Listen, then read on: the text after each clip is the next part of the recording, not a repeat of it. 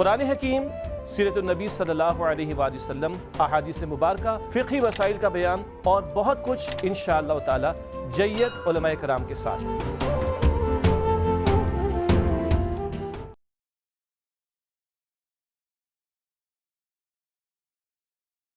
بسم اللہ الرحمن الرحیم۔ اللہم صلی علی سیدنا و مولانا محمد طب القلوب و دوائہا و عافیت الابدان و شفائہا و نور الابصار و ضیائہا و علی آلہ و صحبہ و بارک وسلم، اما بعد۔ معزز ناظرین و سامعین، آج ایک مرتبہ پھر پروگرام سرمایہ اسلاف لے کر ہم آپ کی خدمت میں حاضر ہیں۔ آج ہمارا موضوع سخن ہے امیر المؤمنین فی الحدیث،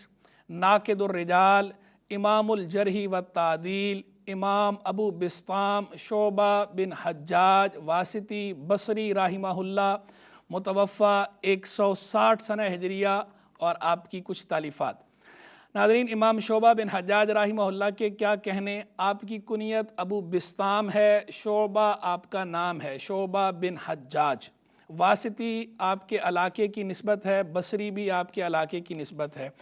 بصری آپ کو یوں کہتے ہیں کہ آپ بصرہ میں آپ نے رہائش اختیار کی، واسطی آپ کو اسی لیے کہتے ہیں کہ آپ واسط کے اندر پیدا ہوئے تھے، یعنی واسطی الاصل ہیں اور بصری الدار ہیں۔ واسط کا معنی ہوتا ہے درمیانی۔ یہ دو شہر تھے، ایک کوفہ اور ایک بصرہ، ان دونوں شہروں کو ملا کر بصرہ تان یا بصرہ تین بھی کہتے ہیں تقریباً، اور کبھی عراقین بھی کہتے ہیں۔ تو بصرہ اور کوفہ کے بیچ میں ایک شہر بسایا گیا تھا جس کا نام رکھا گیا تھا واسط، کیونکہ یہ شہر بصرہ اور کوفہ کے بالکل سینٹر میں تھا، عین درمیان میں تھا۔ 50 فرسخ اس طرف جو ہے فاصلہ تھا اور 50 فرسخ کا فاصلہ اس طرف، تو اس لیے اس کا نام رکھا گیا واسط، یعنی درمیانی شہر۔ تو واسط کے اندر آپ کی ولادت ہوئی ہے، بعد میں آپ مائیگریٹ کر گئے تھے بصرہ، تو اس لیے آپ کو بصری کہتے ہیں۔ یہ جو شہر ہے بصرہ، اس کو بصرہ، بصرہ، بصرہ تینوں طرح پڑھنا درست ہے، تینوں طرح اس میں لغتیں موجود ہیں، بے کی زبر بھی موجود ہے، بے کی پیش بھی اور بے کی زیر بھی، تینوں طرح اس کے اندر لغت ہے اس شہر کے نام میں، لیکن زیادہ مشہور بصرہ ہے بے کی زبر کے ساتھ۔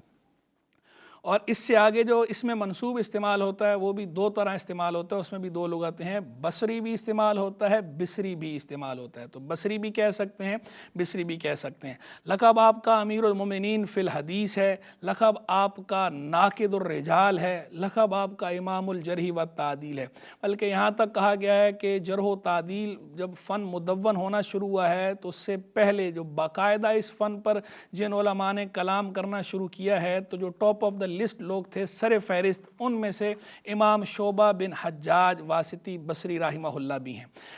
علماء امت نے آپ کو بڑے ہی والہانہ انداز میں اور کھلے دل سے ٹریبیوٹ پیش کیا ہے، کتب بھری ہوئی ہیں، بلکہ رجال کے بارے میں جتنی بھی کتابیں ہیں، جن کتابوں کو رجال پر، راویان حدیث پر لکھا گیا ہے، حدیث ٹرانسمیٹرز، حدیث نیٹرز پر لکھا گیا ہے، ان کتابوں کو کتب رجال بھی کہتے ہیں، اور ہمارے اردو بول چال میں انہیں اسماء الرجال کی کتابیں بھی کہا جاتا ہے۔ ان کتابوں کو پڑھنے والے یا ان کتابوں کے بارے میں معمولی سی معرفت رکھنے والے بھی یہ بات جانتے ہیں کہ وہاں تو ہر 3-4 صفحے بعد امام شعبہ کا نام موجود ہوتا ہی ہے، نقاد محدثین کے اقوال کے طور پر، مختلف راویان کے بارے میں جو آپ کا کلام ہے، جو آپ کی رائے ہے، وہاں ان کتب کے اندر جا بجا بکھری ہوئی ہے۔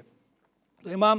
شعبہ بن حجاج رحمہ اللہ کے بارے میں امام احمد بن حنبل رحمہ اللہ نے یہ بات فرمائی، کان شعبۃ امۃ وحدہ فی ھذا الشان، کہ اس فن میں، یعنی فن حدیث کے اندر راویوں کی معرفت کے بارے میں، حدیث کے اتقان میں، بصیرت کے معاملے میں امام شعبہ خود ایک پوری امت ہیں، یعنی وہ خود اپنی ذات میں ایک انجمن ہے، مل کر پورا ایک ادارہ یا مل کر پوری ایک امت جتنی معرفت رکھتی ہو، تو امام شعبہ اکیلی اتنی معرفت رکھتے ہیں، یعنی یہ مبالغتاً تعریف کی، اور تعریف بھی کس نے کی؟ امام احمد بن حنبل رحمہ اللہ ایسی ہستی نے جو خود امام مجتہد ہیں، خود امام متبوع ہیں، خود اعلیٰ پائے کے محدث بھی ہیں اور چوٹی کے فقیہ بھی ہیں، وہ امام شعبہ بن حجاج کے لیے کہتے ہیں کہ امام شعبہ تو خود ایک امت ہیں، کانا شعبۃ امۃ وحدہ فی ھذا الشان، اس فن میں، اس حدیث میں شعبہ خود ایک امت ہیں، پورے ایک گروہ جتنا، پورے ایک ادارے جتنا اکیلا ان کا علم ہے، اپنی ذات کے اندر انجمن ہے۔ پھر امام شافعی رحمہ اللہ یہ بھی امام مجتہد ہیں، انہوں نے امام شعبہ بن حجاج کے لیے کہا لولا شعبۃ لما عرف الحدیث بالعراق، اگر شعبہ نہ ہوتے تو عراق میں حدیث نہ جانی جاتی، یعنی عراق میں حدیث مشہور نہ ہوتی، یعنی عراق کے اندر حدیث کی نشر و اشاعت کے اندر ترویج میں بنیادی کردار، کلیدی کردار، انتہائی اہم رول، امپورٹنٹ رول وہ امام شعبہ بن حجاج رحمہ اللہ کا ہے۔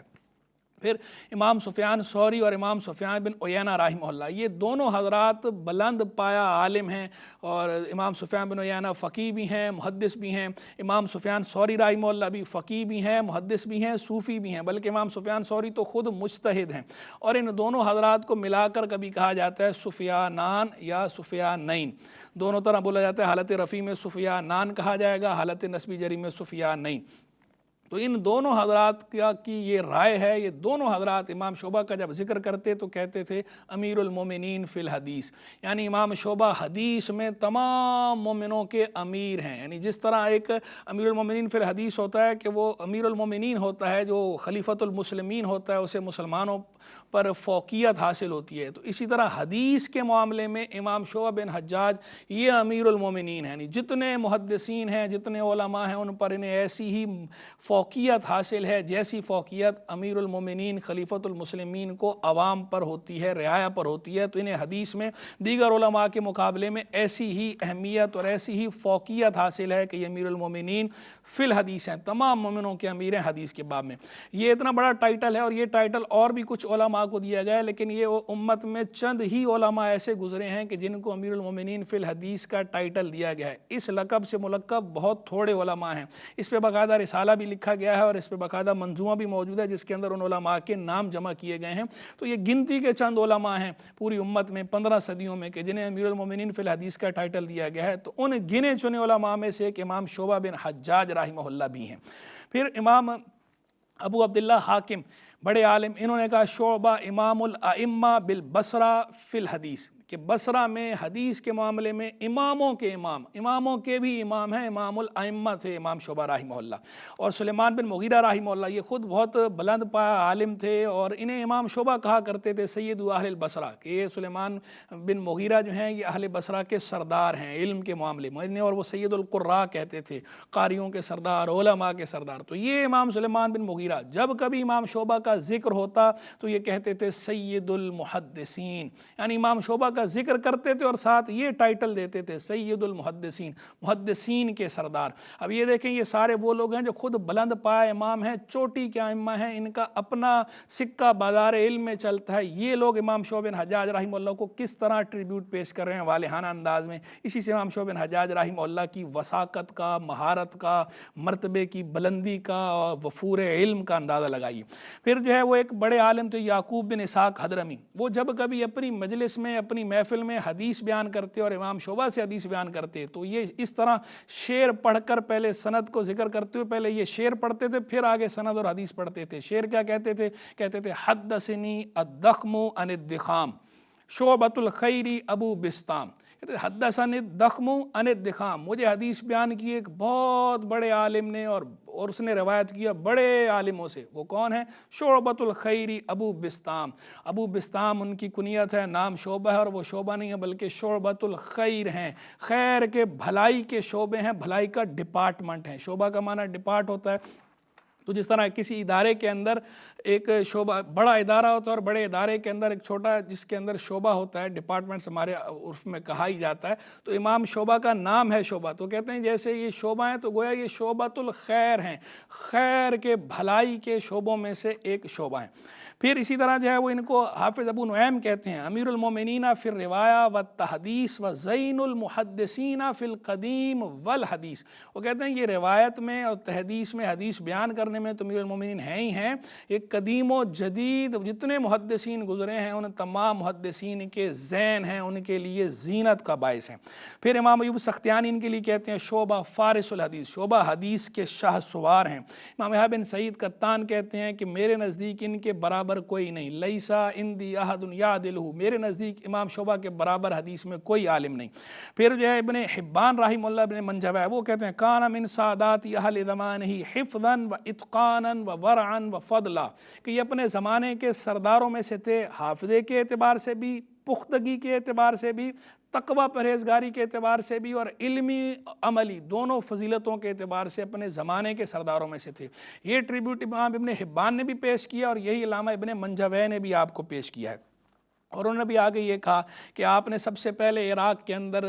جرح و تعدیل کا کام کرنا شروع کیا، حتیٰ صار علما یقتدی بہ، یہاں تک کہ آپ خود علم بن گئے، بڑے بن گئے اور آپ کی اقتداء کی جانے لگی، آپ مقتدا بن گئے، پیشوا بن گئے اس فن کے اندر۔ پھر امام یحییٰ بن معین رحمہ اللہ جو خود بلند پایہ امام ہیں، خود جرح و تعدیل میں ان کا بہت بڑا نام ہے، وہ کہتے ہیں امام شعبہ کے لیے امام المتقین، امام شعبہ جو ہے تمام تقوی پرہیزگاری اختیار کرنے والوں کے امام ہیں۔ حافظ ذہبی رحمہ اللہ کہتے ہیں الحافظ شیخ الاسلام کان من اویت العلم لا یتقدمہ احد فی الحدیث فی زمانی، کہ علم کے بڑے برتنوں میں سے ایک تھے امام شعبہ، اور حافظ ہیں، حافظ الحدیث ہیں، شیخ الاسلام ہیں، اور ان کے زمانے میں حدیث میں ان سے آگے کوئی نہیں بڑھ سکا۔ امام شعبہ کے لیے امام شعبہ جس طرح حدیث میں ماہر تھے، اسی طرح آپ شعر و ادب کے اندر بھی ماہر تھے، اسی طرح نحو کے اندر بھی ماہر تھے، عربیت میں بھی ماہر تھے۔ بہت بڑے امام گزرے ہیں لغت کے، نحو کے، عربیت کے، امام اسمعی۔ امام اسمعی نے آپ کے لیے کہا لم نرا احدا قط عالم بالشعر من شعبہ، ہم نے کبھی شعبہ سے بڑھ کر شعر کا زیادہ علم رکھنے والا نہیں دیکھا۔ دیکھیں امام اسمعی خود بڑے لغوی شاعر، ادیب، اور ان کا واسطہ شعراء کے ساتھ انہوں نے کتنی بڑی یہ گواہی دی ہے امام شعبہ رحمہ اللہ کی مہارت کی۔ وہ کہتے ہیں ہم نے ان سے بڑھ کر شعر کی مہارت رکھنے والا، شعر کا علم رکھنے والا بھی نہیں دیکھا۔ جس طرح حدیث میں یہ ماہر ہیں، ایسی شعر و ادب کے اندر بھی ان کا پایہ بلند تھا۔ بلکہ آپ کے ایک استاد تھے امام قتادہ، محدث تھے، تو وہ جب آپ سے حدیث بیان کرتے تو کہتے کہ مجھے شعر سناؤ، تو آپ کہتے ہیں میں شعر سناتا ہوں، آپ مجھے حدیث بیان کیجئے، انشدک بیتا وتحدثنی حدیثا، میں آپ کو شعر سناتا ہوں، آپ مجھے حدیث سنائیے۔ تو آپ شعر انہیں سناتے تھے، وہ آپ کو حدیث سناتے تھے، یعنی حدیث کے معاملے میں آپ نے امام قتادہ سے استفادہ کیا، اور شعر و ادب کے معاملے میں امام قتادہ نے آپ سے استفادہ کیا۔ پھر امام شعبہ بن حجاج رحمہ اللہ کے آپ عمل کی طرف آئیے تو عمل بھی آپ کا ایسا، جیسے آپ علم کے پہاڑ تھے، جبل العلم تھے، بحر العلم تھے، لوگوں نے آپ کے علم کی گواہیاں دی ہیں، اس طرح لوگوں نے آپ کے تقوی پرہیزگاری کی، زہد کی، اور آپ کے عمل کی گواہی بھی دی۔ کتب بھری ہوئی ہیں جنہوں نے بھی آپ کے ترجمے پر کام کیا ہے، آپ کے تعارف پر کام کیا، انٹروڈکشن جنہوں نے بھی ذکر کیا کتابوں کے اندر، سب نے باقاعدہ اقوال ذکر کیے ہیں، کثیر صلاۃ، کثیر صوم، کثیر شکر، کثیر صدقہ، کہ آپ کثرت سے نوافل پڑھنے والے تھے، کثرت سے روزے رکھنے والے تھے، کثرت سے عبادت کرنے والے تھے، کثرت سے اللہ کا شکر ادا کرنے والے تھے۔ بلکہ بعض نے کہا کہ آپ صائم الدہر تھے، آپ اکثر جو 5 مکروہ دن ہیں ان کو چھوڑ کر سارا سال آپ روزہ رکھتے تھے، اور اس طرح رکھتے تھے کہ آپ چوک و چوبند رہتے تھے، کسی کو پتہ نہیں چلتا تھا کہ آپ نے روزہ رکھا ہوا ہے۔ جبکہ اس کے برعکس امام سفیان ثوری رحمہ اللہ، وہ چونکہ تھوڑے نحیف تھے تو وہ اگر 3 دن بھی روزہ رکھ لیتے تو پتہ چلتا تھا ان کی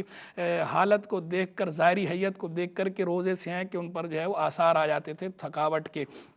لیکن امام شعبہ بن حجاج رحمہ اللہ چاق و چوبند رہا کرتے تھے، نماز بھی ایسی کثرت کے ساتھ پڑھا کرتے تھے۔ فقراء مساکین کے ساتھ جو آپ کا تعلق تھا وہ ایسا تھا کہ باقاعدہ علماء نے یہ بات لکھی ہے اپنی کتب کے اندر کہ آپ کو ابو الفقراء و امہم کہا جاتا تھا۔ بعض نے یہ لکھا کہ ابو الفقراء و امہم، بعض نے لکھا ابو المساکین و امہم، کہ فقراء و مساکین کے ماں باپ، فقراء و مساکین کے مائی باپ، یعنی اتنا آپ کثرت سے صدقہ کرتے تھے، فقراء اور مساکین کے ساتھ آپ کا اتنا مثالی تعلق تھا کہ آپ کا نام پڑ گیا تھا ابو الفقراء و امہم، کے فقراء کے، مساکین کے مائی باپ، یعنی جیسے ماں باپ کو اولاد کے ساتھ محبت ہوتی ہے، اسی طرح آپ کو فقراء اور مساکین کے ساتھ ایسی محبت تھی۔ بلکہ باقاعدہ کتابوں میں تو یہاں تک لکھا ہے کہ جب آپ کبھی باہر جاتے تھے گلی میں اور آپ کو بچے دیکھ لیتے یا فقراء دیکھ لیتے تو وہ آپ کو دور سے دیکھ کر بابا بابا کہہ کر دوڑتے آتے آپ کے پاس، لپکتے آپ کی طرف اور آپ سے عقیدت کا، محبت کا اظہار کرتے۔ یعنی آپ کا بچوں کے ساتھ بھی مثالی تعلق تھا، فقراء اور مساکین کے ساتھ بھی مثالی تعلق تھا، اور سب کوئی کچھ نہ کچھ دیتے رہتے تھے۔ اور آپ کی مجلس کے اندر اگر آپ حدیث بیان کر رہے ہیں، حدیث بیان کرنے کے دوران کوئی اگر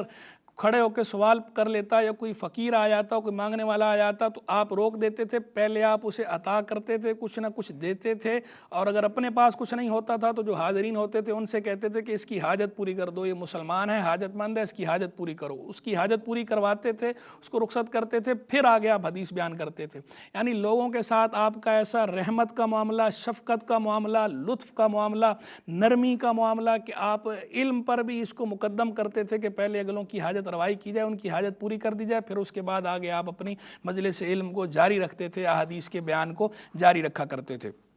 امام شعبہ رحمہ اللہ جس طرح جو ہے وہ آپ کا فقراء مساکین کے ساتھ مثالی تعلق، علماء کے ساتھ بھی مثالی تعلق تھا۔ امام سلیمان بن مغیرہ رحمہ اللہ جن کا میں نے پہلے ذکر کیا کہ جو امام شعبہ بن حجاج کو سید المحدثین کہتے تھے اور امام شعبہ ان کو کہتے ہیں کہ یہ سید القراء ہیں، ایک دفعہ یہ امام شعبہ کے پاس آئے اور انہوں نے جو ہے وہ اظہار کیا اپنے اس بات کا کہ میرا حمار ضائع ہو گیا، اور میرا حمار کہتے ہیں عربی میں گدھے کو، فارسی میں دراز گوش کہتے ہیں، عربی میں حمار کہتے ہیں۔ تو جس طرح سواری کے لیے پہلے گھوڑے وغیرہ استعمال ہوتے تھے تو ایسے ہی دراز گوش بھی استعمال ہوتا تھا۔ تو ان کی دراز گوش ضائع ہو گیا، تو وہ میرا دراز گوش ضائع ہو گیا تو اس کی وجہ سے میں جمعے پہ پڑھنے کے لیے کیسے جاؤں گا، مسجد اور دیگر جو میرے حوائج ہیں، جو میری ضروریات ہیں، جو کام کرتا ہوں، وہی میری سواری تھی، وہ میرے پاس سے ضائع ہو گئی، تو افسوس کا اظہار کر رہے تھے۔ تو امام شعبہ نے پوچھا کہ آپ نے کتنے میں وہ حمار لیا تھا، دراز گوش لیا تھا؟ تو انہوں نے کہا کہ 3 دینار۔ تو آپ نے فرمایا میرے پاس یہ 3 دینار ہیں اور واللہ اس کے علاوہ اس کے سوا اور کچھ نہیں ہے، لیکن یہ میں آپ کو دیتا ہوں، آپ اس سے جو ہے وہ دراز گوشت خریدیے اور آپ غم نہ کھائیے۔ تو وہ منع کر رہے تھے لیکن آپ نے ان کو زبردستی دیا۔ یعنی آپ کا ایسا ایثار کا عملہ، سخاوت تو تھی ایثار بھی، کہ آپ کے پاس اس وقت صرف 3 دینار ہی تھے لیکن آپ نے وہ 3 دینار ان کو دے دیے اور انہوں نے جا کے اس سے دراز گوشت خریدا اور اپنی حاجت پوری کی۔ امام شعبہ رحمہ اللہ محدثین کے ساتھ، علماء کے ساتھ تعلق ایسا آپ کہتے تھے کہ کلو من کتبت عنہ الحدیث انا لہ عبد، کہ ہر وہ بندہ جس سے میں نے حدیث لکھی ہے میں اس کا غلام ہوں۔ یعنی آپ اپنے ایسے نیاز مند تھے کہ آپ پڑھتے تھے، جس سے حدیث کا علم حاصل کرتے تھے، جس کسی سے لیا تو کہتے ہیں میں اس کا جو ہے وہ عبد ہوں، اس کا غلام ہوں اس بندے کا، اور کہتے ہیں جس کے پاس 2 حدیثیں ہیں میں اس کا بھی غلام ہوں، جس کے پاس 3 حدیثیں ہیں میں اس کا بھی غلام ہوں، جس کے پاس 4 حدیثیں ہیں میں اس کا بھی غلام ہوں۔ یعنی میں نے اس سے استفادہ کیا ہے تو اس کا مجھ پر حق ہے، جس طرح غلام پر آقا کا حق ہوتا ہے، مالک کا حق ہوتا ہے، تو میں سمجھتا ہوں کہ جو مجھے حدیث بیان کرنے والا ہے اس کا مجھ پہ حق ہے کہ میں اس کی خدمت کروں اور اس کے ساتھ اچھے سلوک سے پیش آؤں۔ یہ امام شعبہ بن حجاج رحمہ اللہ کا طرز عمل تھا، عوام کے ساتھ بھی، علماء کے ساتھ بھی، دیکھیں تمام طبقات کے ساتھ مثالی۔ ایک دفعہ خلیفہ مہدی نے آپ کو 3000 دینار عطا کیے تو آپ نے وہ سارے کے سارے فقراء مساکین میں تقسیم کر دیے، اپنے پاس کچھ نہیں رکھا۔ امام شعبہ بن حجاج رحمہ اللہ فروع کے اندر یہ بات باقاعدہ کتب میں لکھی ہے کہ آپ امام ابو حنیفہ رحمہ اللہ کی رائے پر عمل کیا کرتے تھے فروع کے باب میں۔ کہیں کہیں آپ کی اپنی رائے بھی ہوتی تھی، لیکن جہاں آپ اپنی رائے قائم نہیں کرتے تھے وہاں آپ امام اعظم ابو حنیفہ رحمہ اللہ کی رائے پر عمل کرتے تھے فقہی مسائل کے اندر۔ سفر بھی آپ نے کیا ہے، بغداد معلیٰ کی طرف بھی جو ہے وہ آپ گئے ہیں، حجاز مقدس کا آپ نے سفر کیا ہے، کوفہ کی طرف تو کئی بار گئے، واسط بھی گئے، بصرہ میں تو آپ رہتے ہی تھے، اور آپ نے اس بات کا ذکر آپ کے بارے میں باقاعدہ خطیب بغدادی نے کہا، کوفہ اتنی کثرت سے گئے ہیں اور اتنے لوگوں سے استفادہ کیا ہے کوفہ میں وہاں کے سارے علماء سے، کہ خطیب بغدادی نے کہا کہ یہ اگرچہ واسطی الاصل ہیں، بصری الدار ہیں، لیکن جو ان کا علم ہے فَإِنَّ عِلْمَهُ کوفی، ان کا علم کوفی ہے، یعنی بصرہ اور واسط میں رہنے کے باوجود انہوں نے کوفہ کا سارا علم سمیٹ لیا ہے، سارے علماء سے انہوں نے کسب فیض کر لیا ہے، کوفہ کا سارا علم ان کے پاس آ گیا ہے۔ امام شعبہ رحمہ اللہ کی تصنیف و تالیف کی جہاں تک بات ہے تو آپ نے کچھ کتابیں لکھی تھیں، لیکن آپ نے اپنے صاحبزادے سعد، اس کا نام سعد تھا، اپنے صاحبزادے سعد، آپ سے روایت بھی کرتے ہیں، سعد کو آپ نے مرنے سے پہلے وصیت کر دی تھی کہ میری ساری کتابیں دھو دینا، دھو کے ضائع کر دینا، کیونکہ آپ کو یہ اندیشہ تھا کہ کہیں یہ کسی نااہل کے ہاتھ نہ لگ جائیں یا کوئی اس کے اندر اضافہ نہ کر دے اپنی طرف سے، تو آپ نے خوف خدا کی وجہ سے، احتیاط کی پیش نظر ان کو ضائع کروا دیا، اس وجہ سے آپ کی کوئی کتاب ہم تک نہیں پہنچی، اور جن بعض کتابوں کا ذکر کیا جاتا ہے ان میں سے اکثر انتحال والی ہیں، یعنی وہ فیبریکیٹڈ ہیں، آپ کی طرف ان کی نسبت درست نہیں۔ باقی علماء نے آپ کے بارے میں بہت کام کیا، آپ کے بارے میں بہت سی کتابیں لکھی گئی ہیں، اس وقت میرے پاس باقاعدہ فہرست موجود ہے جس کے اندر تقریباً 40 کتب کے نام ہیں جو امام شعبہ رحمہ اللہ کے بارے میں لکھی ہیں، اور باقاعدہ سنین وائز میرے پاس ہیں، سن وار میرے پاس سنہ وار موجود ہیں۔ انشاءاللہ پھر کسی پروگرام میں ہم ان کا ذکر کریں گے، امام شعبہ رحمہ اللہ کے بارے میں جو کتابیں لکھی گئی ہیں۔ اللہ تبارک و تعالی امام شعبہ بن حجاج رحمہ اللہ کے درجات کو اور بلند فرمائے، ہمیں آپ کے فیض و برکات سے حظ وافر عطا فرمائے۔ وآخر دعوانا ان الحمد للہ رب العالمین۔